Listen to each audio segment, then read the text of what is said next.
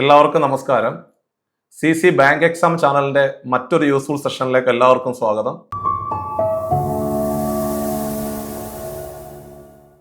എൻ്റെ പേര് ഷൈജു. അപ്പോൾ ഞാൻ ഇന്ന് നിങ്ങളുടെ മുമ്പിൽ വന്നിരിക്കുന്നത്, നിങ്ങൾക്ക് എല്ലാവർക്കും അറിയാം, നമ്മുടെ സഹകരണ ബാങ്ക് മേഖലയിലെ പരീക്ഷകളുടെ രീതികളും ക്വസ്റ്റ്യൻ പേപ്പറിന്റെ പാറ്റേൺ എല്ലാം മൊത്തത്തിൽ മാറിയിരിക്കുകയാണ്. ആദ്യമേ സ്വാഭാവികമായിട്ട് നമുക്ക് വലിയ ആശങ്കകളൊക്കെ ഉണ്ടായിരുന്നു. പക്ഷേ പല പരീക്ഷകൾ കഴിയുമ്പോൾ സ്വാഭാവികമായിട്ട് നമുക്ക് അതിൻ്റെ ആ ട്രാക്ക് നമുക്ക് മനസ്സിലായി. അതായത് ബോർഡ് നടത്തുന്ന ചോദ്യപേപ്പറിന്റെ പാറ്റേൺ മനസ്സിലാക്കിയിട്ട് ആ രീതിയിലാണ് ഇപ്പോൾ ഉദ്യോഗാർത്ഥികൾ പരിശീലിച്ചു കൊണ്ടിരിക്കുന്നത്. അപ്പൊ അതുകൊണ്ട് ഈ അവസാനഘട്ട പരീക്ഷ എഴുതിയ ഉദ്യോഗാർത്ഥികളൊക്കെ നല്ലൊരു അഭിപ്രായമാണ് പറഞ്ഞത്. കാരണം അവർക്ക് ആ ചോദ്യങ്ങളുടെ പാറ്റേൺ മനസ്സിലായി. ആ ചോദ്യങ്ങളുടെ പാറ്റേൺ മനസ്സിലായതിനു ശേഷം ആ ഒരു നിലവാരത്തിലുള്ള പ്രിപ്പറേഷനുമായിട്ട് ബന്ധപ്പെട്ടുകൊണ്ടാണ് ഇപ്പോൾ ഉദ്യോഗാർത്ഥികൾ മുമ്പോട്ട് പോകുന്നത്. അപ്പൊ അതുകൊണ്ട് നമ്മളിപ്പോൾ ഈ ഒരു പരീക്ഷാ പാറ്റേണില്, അതായത് 2025 അവസാനത്തിൽ നമ്മുടെ മുമ്പിലേക്ക് വന്ന കുറെ അധികം നോട്ടിഫിക്കേഷൻസിന്റെ പരീക്ഷകളാണ് നമ്മളിപ്പോൾ എഴുതിക്കൊണ്ടിരിക്കുന്നത്. അതിലെ നമുക്ക് എല്ലാവർക്കും അറിയാം, മക്കളെ, നമ്മൾ ഡിസംബർ 29 ആദ്യ പരീക്ഷ എഴുതിയത്. ഒരുപാട് ആശങ്കകളോടുകൂടിയാണ് പരീക്ഷകളിലേക്ക് പോയത്. എങ്ങനെയാണ് ചോദ്യപേപ്പർ വരിക, എന്തെങ്കിലും മാറ്റങ്ങളൊക്കെ വന്നിട്ടുണ്ടോ എന്നുള്ള കാര്യത്തിൽ ഒരുപാട് ആശങ്കകൾ ഉണ്ടായിരുന്നു. അങ്ങനെ നമ്മൾ പരീക്ഷകളിലേക്ക് പോയി പരീക്ഷ എഴുതി കഴിഞ്ഞപ്പോൾ നമുക്ക് അവിടുന്ന് കുറെ പാഠങ്ങൾ പഠിക്കാൻ കിട്ടി. അതായത് എങ്ങനെയാണ് പരീക്ഷ രീതികൾ എന്നൊക്കെ മനസ്സിലായി.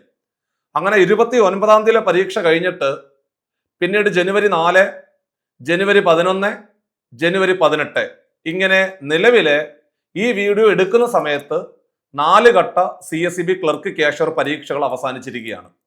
ഇനി തൊട്ടടുത്ത ദിവസം 25 പരീക്ഷ നടക്കാൻ പോവാണ്. അങ്ങനെ എന്തായാലും പരീക്ഷകളുടെ ഒരു ഉത്സവമാണ്, അല്ലെങ്കിൽ ഒരു ചാകരയാണ് നമ്മുടെ മുമ്പിൽ കൂടെ പോകുന്നത്. നേരത്തെയൊക്കെ ആയിരുന്നെങ്കിൽ CSEB ക്ലർക്ക് ക്യാഷ്യർ പരീക്ഷയ്ക്ക് നമ്മൾ ഒരു കാലഘട്ടം വെയിറ്റ് ചെയ്യണം.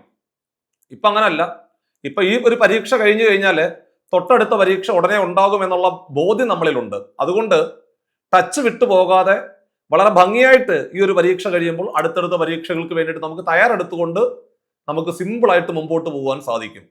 ഇങ്ങനെ 4 ഘട്ട പരീക്ഷകൾ അവസാനിക്കുമ്പോൾ മാത്സിനകത്തെ ചോദ്യങ്ങൾ ഏത് നിലവാരം പുലർത്തി എന്നുള്ളതായിരുന്നു ഒരുപാട് പേര് ചോദിച്ച സംശയം. സാറേ, ഞങ്ങൾക്ക് അടുത്തടുത്ത ഘട്ടങ്ങളിൽ പരീക്ഷകളിലേക്ക് പോകേണ്ടവരാണ്. അപ്പൊ ഈ മാത്സിലെ ചോദ്യങ്ങളൊക്കെ കണ്ടതിന് ശേഷം സാറിന്റെ ഒരു അഭിപ്രായം, ഈ അവസാന ഘട്ടത്തിലേക്ക് ഞങ്ങൾ പരീക്ഷകളിലേക്ക് പോകുമ്പോൾ ഏത് നിലവാരത്തിൽ പഠിച്ചുകൊണ്ടാണ് ഞങ്ങൾ എക്സാം ഹാളിലേക്ക് പോകേണ്ടത് എന്നുൾപ്പെടെയുള്ള സംശയങ്ങളാണ് പൊതുവെ നിങ്ങൾ എൻ്റെ മുമ്പിലേക്ക് വെച്ചത്. അതിനുള്ള ഉത്തരമാണ്, കുഞ്ഞുങ്ങളെ, നമ്മളിപ്പോ 4 ഘട്ട പരീക്ഷകൾ എഴുതി മാറിയില്ലടാ. അപ്പൊ ആ 4 ഘട്ട പരീക്ഷകളിൽ നിന്നും 40 ചോദ്യങ്ങൾ കിട്ടിയില്ലേ മാത്സിനകത്ത് നിന്ന്? അപ്പോൾ ഈ ചോദ്യങ്ങളൊക്കെ പരിശോധിക്കുന്ന സമയത്ത് ഈ മാത്സ് റീസണിങ്ങിന് ഒരേപോലെ പ്രാധാന്യം കൊടുത്തുകൊണ്ടാണ് ചോദ്യപേപ്പർ ഡിസൈൻ ചെയ്തിരിക്കുന്നത്. അതായത് ചില പരീക്ഷകളിലെ 4 മാർക്കിന്റെ മാത്സും 6 മാർക്കിന്റെ റീസണിങ്ങുമായിരുന്നു ആദ്യ 2 ഘട്ട പരീക്ഷകളിൽ കഴിഞ്ഞത്. പക്ഷേ അവസാനം ഈ പറയുന്ന 11 18 ക്വസ്റ്റ്യൻ പേപ്പർ പരിശോധിക്കുകയാണെന്നുണ്ടെങ്കിൽ തിരിച്ച് 6 മാത്സിന്റെ ചോദ്യങ്ങളും 4 റീസണിങ്ങിന്റെ ചോദ്യങ്ങളുമാണ് ക്വസ്റ്റ്യൻ പേപ്പറിനകത്ത് വന്നത്. അതിൽ ഏറ്റവും അവസാനം ഈ 18 ക്വസ്റ്റ്യൻ പേപ്പർ നമ്മൾ പരിശോധിക്കുകയാണെങ്കിൽ റേഷ്യോ ആൻഡ് പ്രൊപ്പോർഷൻ എന്ന് പറയുന്ന ചാപ്റ്ററിൽ നിന്ന് ഒരു ചോദ്യം ചോദിച്ചു. ടൈം ആൻഡ് വർക്കിനകത്ത് നിന്ന് ഒരു ചോദ്യം ഉണ്ടായിരുന്നു. പെർസെൻറ്റേജിനകത്ത് നിന്ന് 2 ചോദ്യങ്ങൾ ചോദിച്ചു. ട്രെയിനകത്ത് നിന്ന് ഒരു ചോദ്യം, അതേപോലെ പ്രോഫിറ്റ് ആൻഡ് ലോസിനകത്ത് നിന്ന് ഒരു ചോദ്യം. അപ്പൊ ചുരുക്കി പറഞ്ഞാൽ, നമ്മൾ എല്ലാ ചാപ്റ്ററുകളും ഒന്ന് നോക്കിയിട്ട് പോകണം എന്നാണ് അർത്ഥം. മാത്സിനകത്തെ എല്ലാ ചാപ്റ്ററുകളിൽ നിന്നും ചോദ്യങ്ങൾ പരീക്ഷയ്ക്ക് ചോദിക്കുന്നുണ്ട്. എവിടുന്നും റെപ്പറ്റീഷൻ വരുന്നില്ല എന്നുള്ളതാണ് വസ്തുത. അത് മനസ്സിലാക്കണം. ചില ആളുകൾ പറയുന്നുണ്ട്, സാറേ, ചില ചാപ്റ്ററുകൾ മാത്രം കേന്ദ്രീകരിച്ച് പഠിച്ചാൽ മതിയോ? അങ്ങനെ അല്ലടാ. കാരണം ഇപ്പോൾ ഈ ഒരു പരീക്ഷയ്ക്ക് പ്രോഫിറ്റ് ആൻഡ് ലോസ് ചോദിക്കുമ്പോൾ അടുത്ത പരീക്ഷയ്ക്ക് ടൈം ആൻഡ് ഡിസ്റ്റൻസ് ആണ് ചോദിക്കുന്നത്. അടുത്ത പരീക്ഷയ്ക്ക് ടൈം ആൻഡ് ഡിസ്റ്റൻസ് വരുന്ന സമയത്ത് തൊട്ടടുത്ത പരീക്ഷയ്ക്ക് മറ്റേതെങ്കിലും ചാപ്റ്ററിലേക്ക് പോകുന്നുണ്ട്. അപ്പൊ ചുരുക്കി പറഞ്ഞാൽ, നമ്മുടെ പരീക്ഷകളിലെ മാത്സിലെ ചോദ്യപേപ്പർ പരിശോധിക്കുമ്പോൾ മൊത്തത്തില് ഇത്തരത്തിലുള്ള മാറ്റങ്ങൾ വരുന്നുണ്ട്. പക്ഷേ ഒരു പരിധിയിൽ കൂടുതൽ ടഫ് ആക്കുന്നില്ല. അതാണ് മറ്റൊരു വസ്തുത. അപ്പൊ നിങ്ങൾ ഒരു ശരാശരി നിലവാരത്തിൽ പഠിച്ചുകൊണ്ട് മുമ്പോട്ട് പോയാൽ മതി. അത്രേ ഉള്ളൂ പരിപാടി. ഒരു ശരാശരി നിലവാരത്തിൽ ഓരോ ചാപ്റ്ററിന്റെയും ഒരു ശരാശരി നിലവാരത്തിലുള്ള ചോദ്യങ്ങൾ മാത്രം പഠിച്ചുകൊണ്ട് എക്സാം ഹാളിലേക്ക് പോവുകയാണെന്നുണ്ടെങ്കിൽ എങ്ങനെ പോയാലും 9 മാർക്ക് കിട്ടും, ഉറപ്പായിട്ടും കിട്ടും. പിന്നെ ചില ചോദ്യങ്ങളിലെ ഓഡ് മാൻ ഔട്ടോ അല്ലെങ്കിൽ നമ്പർ സീരീസിലോ ചെറിയൊരു കൺഫ്യൂഷൻ വരുന്നതല്ലാതെ നിങ്ങൾക്ക് ഉറപ്പായിട്ട് 9 മാർക്ക് വാങ്ങിക്കാൻ പറ്റുന്ന സിമ്പിൾ ചോദ്യപേപ്പറാണ് 29-ാം തീയതി മുതൽ ഇങ്ങോട്ട് 18-ാം തീയതി വരെ നടന്ന പരീക്ഷകളിൽ ചോദിച്ചത്. അപ്പൊ അതുകൊണ്ട് ഓരോ ചാപ്റ്ററും മാത്സ് എടുക്കുമ്പോൾ ഓരോ ചാപ്റ്ററിന്റെയും ഒരു ടൈപ്പ് 4 അല്ല ടൈപ്പ് 5 വരെയുള്ള ചോദ്യങ്ങൾ നന്നായിട്ട് പരിശീലിച്ചുകൊണ്ട് എക്സാം ഹാളിലേക്ക് കടക്കുക. ഓരോ മാർക്കും നിർണായകമാണ്. ചില പരീക്ഷകൾ നമ്മൾ എഴുതുമ്പോൾ അവിടെ മാർക്ക് കുറവാണെന്ന് പറഞ്ഞ് അടുത്ത പരീക്ഷയിലെ നിങ്ങൾ ഒരു കാരണവശാലും പ്രിപ്പറേഷന്റെ ഇന്റൻസിറ്റി കുറയ്ക്കാൻ പാടില്ല. നിങ്ങൾ ഒരു കാര്യം പ്രത്യേകം ശ്രദ്ധിക്കണം, നമ്മളൊരു മത്സര പരീക്ഷയാണ് എഴുതുന്നത്. അതിലുപരി നെഗറ്റീവ് മാർക്ക് ഇല്ലാത്ത ഒരേ ഒരു മത്സര പരീക്ഷ കൂടിയാണ് നിങ്ങൾ എഴുതുന്ന CSEB ക്ലർക്ക് കാഷ്യർ പരീക്ഷകൾ.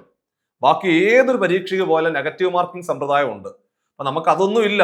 അപ്പൊ നിങ്ങൾ ചെയ്യേണ്ടതെന്ന് പറഞ്ഞു കഴിഞ്ഞാല് നന്നായിട്ട് പഠിക്കുക. ചില സമയത്ത് നമുക്ക് ഒരു പരീക്ഷ എഴുതി മാർക്ക് അല്പം കുറയും, കുഴപ്പമില്ലടാ. പക്ഷെ ആൾക്കാർ പലതും പറയും കുറെ നാളായിട്ട് പഠിക്കുന്നില്ല, ജോലിയൊന്നും ആയില്ലേ, കല്യാണം ഒന്നും ആയില്ലേ എന്നൊക്കെ പറഞ്ഞിട്ട് ആൾക്കാർ നിങ്ങളെ തരം താഴ്ത്താനോ അല്ലെ തിരസ്കരിക്കാനോ ഒരുപാട് നാവുകളുണ്ടാവും. പക്ഷേ മുമ്പോട്ട് പോകണം. എന്റെ ലക്ഷ്യം എന്ന് പറയുന്നത് സഹകരണ ബാങ്കിലെ ഒരു ക്ലർക്ക് ആകണം അല്ലെങ്കിൽ ഒരു കാഷ്യർ ആകണം എന്നുള്ള നിങ്ങളുടെ ആഗ്രഹം നടക്കണമെന്നുണ്ടെങ്കിൽ നിങ്ങളുടെ ഇച്ഛാശക്തിക്ക് മാത്രമേ അത് സാധിക്കത്തുള്ളൂ. അപ്പൊ അതുകൊണ്ട് നിങ്ങൾ മറ്റുള്ളവർ പറയുന്നത് കേൾക്കാതെ ചില പരീക്ഷകളിൽ മാർക്ക് കുറവാണെന്ന് കരുതി ആ പ്രിപ്പറേഷന്റെ ഇന്റൻസിറ്റി ഒരു കാരണവശാലും കുറയ്ക്കാതെ നിങ്ങൾ ആ ഒരു വൈബിൽ അങ്ങ് പോകണം. നിങ്ങൾ ആദ്യം മനസ്സിലാക്കേണ്ടത് ഒരു മത്സര പരീക്ഷയ്ക്ക് തയ്യാറെടുക്കുമ്പോൾ തോൽക്കുവാനുള്ള മനസ്സുകൂടി പഠിക്കണം. അപ്പോ അങ്ങനെ പരാജയങ്ങളിൽ നിന്നും പരാജയങ്ങളിലേക്ക് നടന്നു നീങ്ങാനുള്ള മാനസികമായിട്ടുള്ള പ്രിപ്പറേഷൻ നിങ്ങളെ കൊണ്ടെത്തിക്കുന്നത് അവസാനം വിജയത്തിലായിരിക്കും. അപ്പൊ അതുകൊണ്ട് നന്നായിട്ട് പ്രിപ്പയർ ചെയ്തുകൊണ്ട് മുമ്പോട്ട് പോകണം എന്നുകൂടി ഞാൻ ഈ ഒരു സാഹചര്യത്തിൽ ഓർമ്മപ്പെടുത്തുകയാണ്. പരീക്ഷയുടെ നിലവാരത്തിലെ മാത്സിന്റെ കാര്യത്തിൽ ഇങ്ങനെയാണ് സംഭവിച്ചിരിക്കുന്നത്. നിങ്ങൾ പ്രത്യേകം ശ്രദ്ധിക്കേണ്ട ഒരു കാര്യം, ഒന്നും നോക്കണ്ട, പഠിച്ചു മുമ്പോട്ട് പോവുക. പ്രീവിയസ് ഇയർ ചോദ്യങ്ങളുടെ ഡിസ്കഷൻ നമ്മൾ എല്ലാ പരീക്ഷകൾ നടക്കുമ്പോഴും നമ്മുടെ യൂട്യൂബ് ചാനലിനകത്ത് നമ്മൾ പോസ്റ്റ് ചെയ്യുന്നുണ്ട്. 18-ാം തീയതിയിലെ നമ്മൾ ഉടനെ പോസ്റ്റ് ചെയ്യുന്നതാണ്. അപ്പൊ 25-ാം തീയതി അപ്പോൾ നിങ്ങൾക്ക് കൃത്യമായിട്ട് ചോദ്യങ്ങളുടെ ആ ഒരു നിലവാരം നിങ്ങൾക്ക് മനസ്സിലാക്കുവാൻ സാധിക്കും. അങ്ങനെ ചോദ്യങ്ങളുടെ നിലവാരം മനസ്സിലാക്കി ഭംഗിയായിട്ട് പ്രിപ്പയർ ചെയ്തുകൊണ്ട് മുമ്പോട്ട് പോകുന്ന ഉദ്യോഗാർത്ഥിക്ക് ഇടയിൽ ചിലപ്പോൾ പരാജയങ്ങൾ സംഭവിച്ചാലും അവസാനം നമ്മൾ വിജയത്തിലേക്ക് എത്തുമെന്നുള്ള കാര്യത്തില് ഒരു തർക്കവും വേണ്ട. നിങ്ങൾ നന്നായിട്ട് പ്രിപ്പയർ ചെയ്യുക. 2026 എന്ന് പറയുന്ന ഈ ഒരു വർഷം ജീവിതത്തിലെ ഒരു സഹകരണ ബാങ്ക് ജോലി നേടിത്തന്ന ഒരു വർഷമായിട്ട് നിങ്ങളുടെ ഓരോരുത്തരുടെയും ജീവിത ചരിത്രം രേഖപ്പെടുത്തട്ടെ എന്ന് ആത്മാർത്ഥമായിട്ട് പ്രാർത്ഥിക്കുകയാണ്. അടുത്ത ദിവസങ്ങളിലായിട്ട് പരീക്ഷകൾ ഉടനെ വരുന്നുണ്ട്. ഒന്നിലും നിങ്ങൾ പുറകോട്ട് പോകാൻ പാടില്ല. ആ പഠിക്കുന്ന കാര്യങ്ങൾ കൂടുതൽ ഇന്റൻസിറ്റിയോട് കൂടി എന്റെ പരീക്ഷ കഴിഞ്ഞു എന്ന് അവസാനിപ്പിക്കേണ്ട. തൊട്ടടുത്ത ബാങ്ക് ഉടനെ നോട്ടിഫിക്കേഷൻ പുറപ്പെടുവിപ്പിക്കും. ഇപ്പോഴത്തെ സ്റ്റൈൽ അങ്ങനെയാണ്. അപ്പൊ അതുകൊണ്ട് ഏത് സമയത്ത് വേണമെങ്കിലും നോട്ടിഫിക്കേഷൻ വരാം. അപ്പൊ അതുകൊണ്ട് അവസരങ്ങൾ ഒരുപാടുണ്ട്. ഒരുപാട് അവസരങ്ങളാണ് 2026 നിങ്ങളെ തേടിയിരിക്കുന്നത്.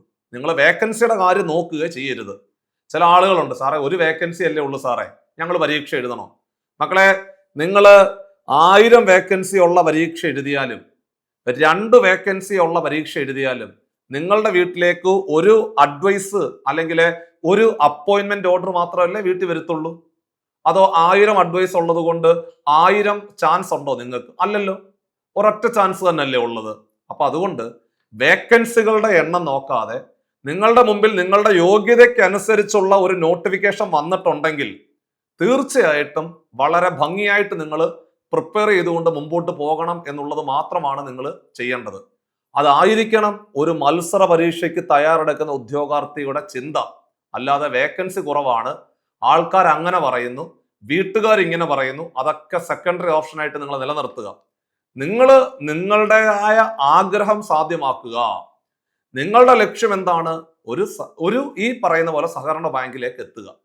ആ സഹകരണ ബാങ്കിലേക്ക് ജോലിക്കാരനാകുന്ന ആ വളരെ നല്ല സുന്ദര നിമിഷങ്ങളെ സ്വപ്നം കണ്ടുകൊണ്ട് നടന്നു നീങ്ങുമ്പോൾ ചിലപ്പോഴൊക്കെ നമുക്ക് മാനസികമായിട്ടോ ശാരീരികമായിട്ടോ ബുദ്ധിമുട്ടുകൾ അനുഭവിക്കുമ്പോൾ പോലും നമ്മളുടെ ആ ഒരു ലക്ഷ്യം, നമ്മളുടെ ആ ഒരു സ്വപ്നം യാഥാർത്ഥ്യമാകുന്ന ആ ഒരു ദിവസത്തിനെ സ്വപ്നം കണ്ടുകൊണ്ട് നടന്നു നീങ്ങുമ്പോൾ ഇത്തരം കാര്യങ്ങളൊക്കെ സ്വാഭാവികമാണെന്ന് നിങ്ങൾ തന്നെ തിരിച്ചറിഞ്ഞുകൊണ്ട് നിങ്ങൾക്ക് നല്ല രീതിയിൽ മുമ്പോട്ട് പോകുവാൻ സാധിക്കും. അപ്പൊ എല്ലാവർക്കും 2026 കളർഫുൾ ആകട്ടെ. എന്റെ വാക്കുകൾ നിങ്ങളുടെ ഓരോരുത്തരുടെ ജീവിതത്തിലും വലിയ മാറ്റങ്ങൾ കൊണ്ടുവരട്ടെ എന്ന് ആത്മാർത്ഥമായിട്ട് പ്രാർത്ഥിച്ചുകൊണ്ട് നമ്മുടെ ഇന്നത്തെ ഈ ഒരു സെഷൻ ഇവിടെ വൈൻഡപ്പ് ചെയ്യുവാണ്. നമ്മുടെ ഏറ്റവും പുതിയ ബാച്ചുകൾ ഉടനെ സ്റ്റാർട്ട് ചെയ്യുന്നുണ്ട്. അത് ഏറ്റവും പുതിയ ബാച്ച് എന്ന് പറഞ്ഞാൽ ബിഗിനേഴ്സ് ബാച്ച് ആണ്. CSEB ക്ലർക്ക് കാഷ്യർ പരീക്ഷകൾക്ക് തയ്യാറെടുക്കുന്ന ഉദ്യോഗാർത്ഥികൾക്ക് തുടക്കം മുതൽ പഠിപ്പിച്ചുകൊണ്ട് അവര് വരാൻ പോകുന്ന ഈ നോട്ടിഫിക്കേഷന് മുമ്പിൽ കണ്ടുകൊണ്ട് നിങ്ങളെ സജ്ജമാക്കി എടുക്കുക എന്നുള്ള വലിയൊരു ദൗത്യത്തിന്റെ ഭാഗമായിട്ടാണ് നമ്മൾ പുതിയ ബാച്ചുകൾ സ്റ്റാർട്ട് ചെയ്യുന്നത്.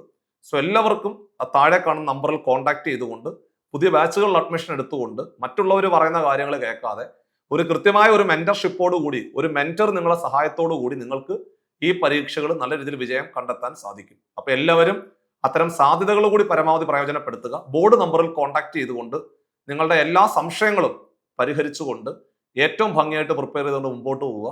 മറ്റൊരു വീഡിയോയിൽ നമുക്ക് വീണ്ടും കാണാം. ബൈ.